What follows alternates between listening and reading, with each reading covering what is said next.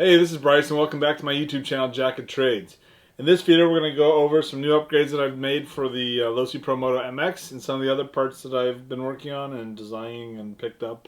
Right now parts are almost impossible to get for this bike, so I've been goofing around with other ideas, some of them dumb, some of them kind of cool. So let's get into it. First off, let's talk about tires. I've never tried to print a tire until this bike, and I came up with my own design for a sand paddle tire, and this is actually the first one that I printed. This is TP, it's just standard TPU. I had some problems with kind of the supports, and it's a pretty fugly tire, but it's functional. I've mounted it up. This material is actually quite durable. It doesn't tear. The normal tires for RC cars, the type of rubber actually tears quite easily. That's true for the Losi Promoto-MX. But this material is super durable, so I think it'll hold up well. I went ahead and did another print. So this tire took 30 hours, and it uses a standard foam insert. And then this tire, I think I got it down to 17 hours using the same material. I kind of changed how I supported the tire, and I also did an infill where there would be foam, and it's pretty squishy, so instead of having a foam insert, it just has this kind of infill where you would normally have foam. So this is actually, I'm happy with this design. It seems like the way to go is 6 paddles versus 8 paddles. Alan over at AKRC Products is the first one to have designed and printed a paddle for the Losi Promoto-MX. And then he sent a couple of tires over to RC Nuts, Cody over at RC Nuts, who's been testing and posting awesome videos. I was actually trying to get out to the beach this past weekend, but other obligations got in the way, so I have not had a chance to take this out and test it. But I want to keep playing around with the TPU and printing because it is a cool material, and I'm actually looking forward to making some of my own tire designs, including for what we see here. So let's get into this, the Trike. I might not have been the first one to do a sand paddle tire, but I am the first one to do a Trike on this bike. At least, as far as I know. I could be wrong. It doesn't really matter. So I took the extended swing arm and I basically threw on a diff housing. And I kind of let my engineering get in the way of simplicity. And this is a super complicated design that does not work. This is kind of a dumb design, I'll admit. But I have a little bit of footage with it. So right now it's actually locked up. These wheels don't want to turn because the chain, it is chain drive, and I've got these cutouts in the diff housing for the chain to go into and out of. So that diff ring is held in place by the two output gears. And it relies on kind of that assembly being in alignment. That diff ring is essentially floating, and it's held in place by those gears. And you can get away with that for smaller cars where you don't have a lot of power being transferred to the diff, like the lunchbox, and that's where I kind of started that's what the design is based on, is cut from the lunchbox. Because my sprocket, not only is it off center, so it's got this heavy moment on it, so as this chain is loaded up as you're accelerating, it wants to pull on that sprocket and kind of tweak it. And because of the geometry in there, which is not very good, it can pull it, and then the chain pops off of that sprocket, and then it gets jammed up inside there. So that's why this is locked up right now, and it's locked up a couple of times, so I'm just throwing this one out the door. It's too complicated, it's kind of bulbous, it's very difficult to work on because this is it's a split case design, and you don't really want a differential anyways. I learned that real quick. with the Trikes, they tend to get up on 2 wheels, right? Well, as soon as this thing gets up on 2 wheels, or even if it's just going down the street and you get up on 2 wheels, you kind of do this, it instantly loses power because the wheel coming off the ground is now free to spin, and you're not getting power delivered to the wheel on the ground. All the power is going to the wheel off the ground. So that should have been obvious. That's another dumb design flaw. You don't want a differential with a Trike. At least not with this type of setup. What you'll see in the video was kind of cool is I ran with and without the flywheel on. With the flywheel on, it behaves kind of like a typical Trike where it wants to tip over when you if you're going to turn to the left, it wants to tip over to the right, and if you go turn to the right, it wants to tip over to the left. Well, with that flywheel turned on, it will tip, but it'll actually stay up. Like that flywheel will help stabilize it so it doesn't go all the way down. So you can actually do kind of a two-wheel run and not tip over. So the flywheel is actually still beneficial in that sense. The one thing I haven't tried yet is taking it to the dirt, but that's not going to happen with this design because I'm immediately ditching it for Rev 2. And Rev 2 is a much simpler, I mean, I should have just done this from the beginning, but I let this get my imagination get in the way of me because this took a while to design. It's a very complicated design. It's got parts that are complicated, and it was just kind of a pain in the butt to work on. So I went with this design where I basically just threw this bearing housing for a live axle onto the rear of the swing arm. And then it's a little overkill. These are huge bearings for a huge shaft, but I was concerned with having this long shaft, and the shaft will be cut down. This isn't the final length. I wanted to go hollow, so this is a hollow shaft, and I didn't want to go out and spend $40 for a hollow drive shaft.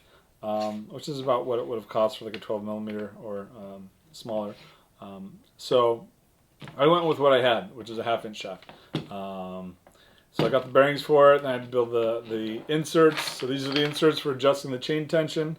That was the other thing with this. So I had to incorporate the ability to adjust the tension. So it's kind of, the housing is oblong shaped because it still uses the inserts, so you can slide that sprocket back and forth, but you have to take the whole thing apart to adjust that tension, so it's not very user-friendly. This is much easier to work on. So we've got the extended swing arm, we've got the bearing carriers, these little inserts to adjust the chain tension. I will have hex inserts on the ends, so it'll support 12 millimeter hex wheels. And then I'll have the sprocket here with a initially, I'll probably just do a one-piece sprocket / carrier, and then I'll eventually, maybe if I revise this again, I'll get into a separate carrier from the sprocket. But this should be a much easier design to implement. I'm printing out some new wheels for it. I can use these wheels. These wheels are actually off of the Jegs Hoonigan truck, which I have here. I stole the wheels off that. But I am printing my own wheels that I designed for the lunchbox. And then I'm going to design up a set of special tires for this trike setup to be used. I might do a couple different designs. So this is kind of going in the direction of the Honda ATC 250. So I want to do kind of a more scale front wheel, which means fatter and smaller. Well, so what does that mean? Well, you could do it, but then you've got to redesign the triple clamps up here. And those are actually pretty, I haven't taken it apart yet, but they look like they're pretty simple parts. So I might do a new triple clamp up top to space out the forks a little more and go with a fatter wheel tire combination. Again, I would print my own wheel and my own tire. So the other direction we could go is I could use these tires. These are the tire wheels from my Speedrun lunchbox, but they're slicks. And these are actually my custom wheels that I've made. And these are what I'm printing right now for the bike or for the trike. We could use these on this guy and do kind of a drift trike setup. And I would change out the front tire for more of a street tire, which I would probably have to 3D print because I still can't find tires right now. So because I can't find parts, I'm making parts and kind of making do with what I have. But it's been a blast. I've been having fun playing with this. The other thing I picked up are some additional batteries. So I got these off Amazon. These are Z's. This is a 9,000 milliamp hour 120C battery. It does fit inside here, which is awesome. And I think these are like two for like $56. So it's basically 2 batteries for the price of one of the Spectrum Smart batteries. And they have the connector that works with the Losi Promoto, so you don't even have to cut connectors off. So I think this is a great value. I have yet to run them, but I've used Z batteries in the past. So I have high hopes for these battery packs. We'll see. What else? Oh, tires. So I'm just playing around with my own design, but I have no intent to sell these. If you want to buy sand paddles, go to AKRC Products. He's the guy behind the sand paddles, and he does a much better job of printing than I do, and he's done a lot more testing because I haven't done any testing with his sand paddles. So I would highly recommend that you go to him if you want sand paddles. Otherwise, I'm going to keep these to myself. So I am also working on a swing arm kit, which would include the swing arm, the lower link, the chain, and the chain tensioning inserts. I have a set of inserts that gives you more adjustability. And then another nice thing about this swing arm is it actually has more clearance for larger tires as they come out. My paddles actually don't fit the stock swing arm they hit, but they work on my extended swing arm. And this is going to be printed in PLA+, so I'm not messing around with ABS, I'm not messing around with PETG. If people want these, then they can get them to play around with, but they're not, and there's no guarantee on how well these hold up. This has held up pretty well for me. I did notice that the bearing, where the bearings get pressed in, was getting a little bit sloppy, but you can always glue in the bearings to kind of take up some of that slop. But again, I'm not pushing to sell these. It's just if people really want a swing arm, extended swing arm, I have it available, or will. I did post this swing arm up on Shapeways, where you can basically order a 3D printed part, but it's kind of crazy expensive to print because it's such a large part. Shapeways wants like $90 to print it, so it's a little prohibitive. I don't even want to buy one. I posted my own design up on Shapeways, and it's kind of I don't think it's worth it for 90 bucks. Maybe 20, 30 bucks, but not 90.